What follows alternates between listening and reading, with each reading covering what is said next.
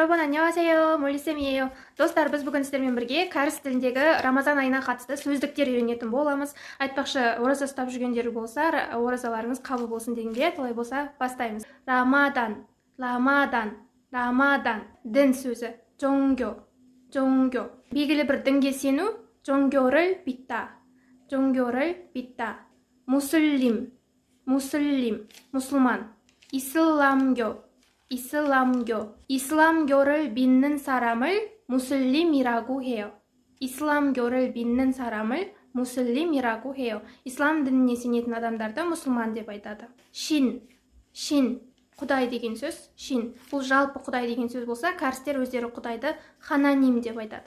Хана деген жалғыз деген сөз, ним деген сыпайылық, ұлғайту жалғауы, мысалға сажаң ним деген секілді. Алланы алла деп айтады. Сухыры, сәресі. Ипытары. Ыйму дегеніміз парыз. Мысалы, мұсылманның 5 парызы бар, я? 무슬림에게는 반드시 지켜야 할 5가지 의무가 있습니다.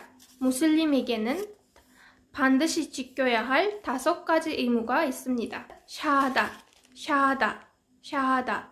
Бұл бізде куәлік ету, яғни Алланың жалғыз екендігіне, және оның елшісі Мұхаммед пайғамбар екендігіне куәлік ету, шахада деп айтады. Эбе немесе салатты.